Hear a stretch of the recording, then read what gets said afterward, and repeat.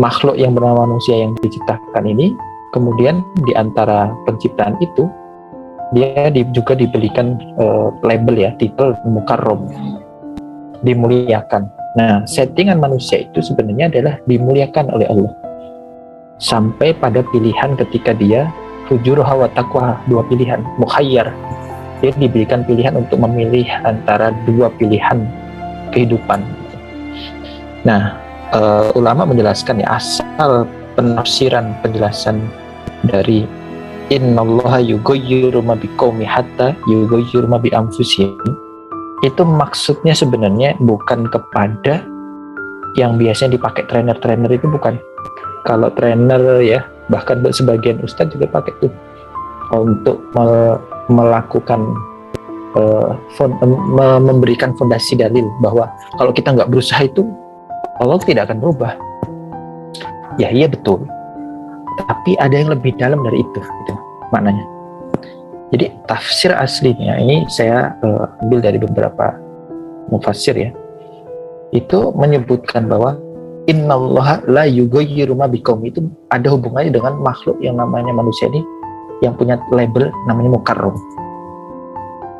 Jadi manusia itu semua dari Adam, kullu bani Adam, semua itu mukarram. Makanya Allah dalam hadis qudsi juga disebutkan kan, sesungguhnya saya mengharamkan perbuatan zalim kepada diri saya maupun kepada manusia, kepada semua makhluk saya. Karena apa? Karena memang mukarram, dimuliakan. Allah sendiri itu memuliakan kita gitu. Bahkan ngasih label kita khalifah. Apa enggak kita itu harusnya bersyukur ya kita. Nah, maka kalau sudah sadar, sudah paham, harusnya levelnya dinaikin tuh, next level dari paham itu sadar gitu. Jadi menjadi paham itu belum tentu menjadi sadar. Nah, kefahaman ini harus diikuti kesadaran. Sadar loh gitu. Kalau orang Jawa, orang Surabaya, ya awakmu sadar loh. Kamu itu khalifah gitu. Iya, aku paham khalifah, tapi ternyata masih melakukan perbuatan yang tidak mencerminkan khalifah. Contoh, berbuat apa?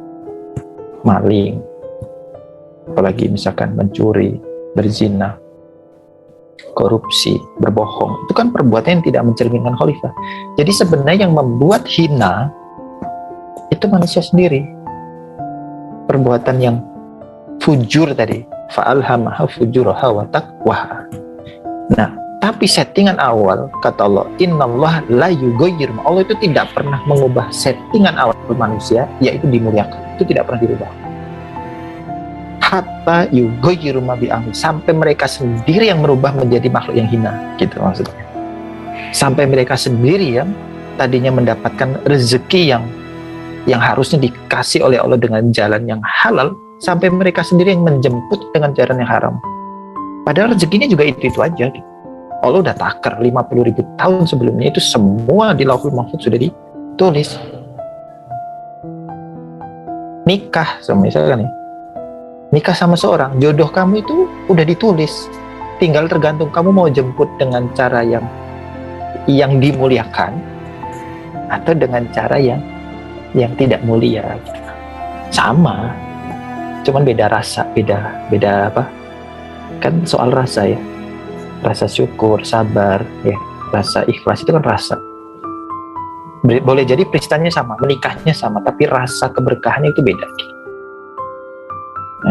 Jodohnya sama mungkin, tapi kalau dijemput dengan cara yang kita sendiri mengubahnya, yang tadinya Allah muliakan dengan syariat, kemudian kita ubah menjadi cara-cara yang hina, maka berkurang. Berarti yang membuat barokah itu berkurang siapa? Kita sendiri. Yang membuat rezeki itu kemudian menjadi haram siapa? Kita sendiri. Padahal sebenarnya jatahnya itu halal, dimuliakan. Nah, maksudnya ayatnya itu sebenarnya. Jadi lebih jauh dari itu. Nah, nanti dalam eskalasi takdir, ya kan? Ketika kita mau bertobat, inabah ya, kullu bani Adam khata' wa khairu khata'in tawwabun. Nah, itu Allah lebih mencintai itu. Udah tahu salah, ya udah, nih kamu udah dikasih tahu rumusan kaidah dalam Sunatullah, kalau orang bersalah itu dalam kaidah sunatullahnya itu ada namanya pintu taubat. Nah, kalau udah dikasih tahu ilmunya, faham kalau dia salah, kemudian faham ada jalur tobat, masih nggak ditempuh, nah itu berarti nggak sadar ya. Berarti jadi faham belum tentu jadi sadar. Gitu. Yang paling penting itu sadar. Kesadaran itu sangat mahal. Hidayah itu mahal sekali. Hidayah yang paling utama, hidayah kesadaran tentang bertobat itu mahal. Dan yang lebih mahal lagi adalah hidayah istiqomah. Nah, dan semua itu butuh ilmu. Makanya banyak doktor, profesor, paham ilmunya, tapi dia nggak nyadar.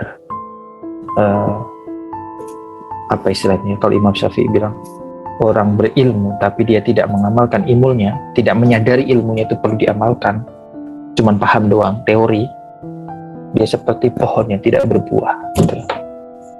Kelihatannya bagus, tapi nggak ada manfaatnya. Nah itu, padahal khairun nas anfa'uhum linnas gitu.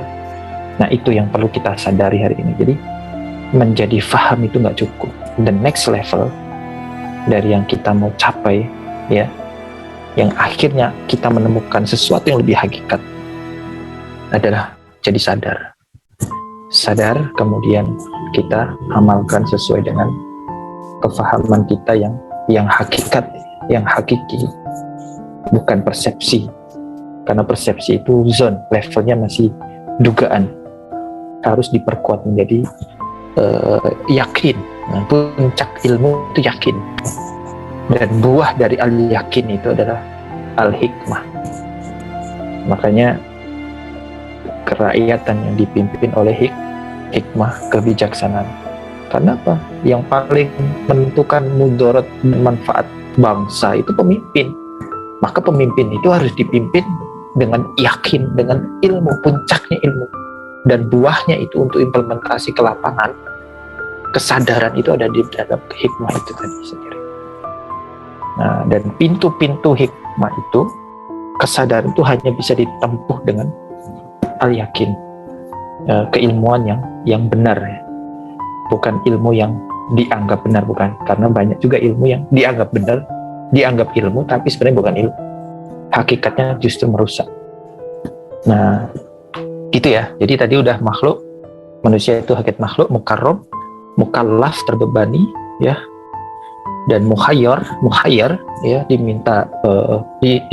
diberikan pilihan.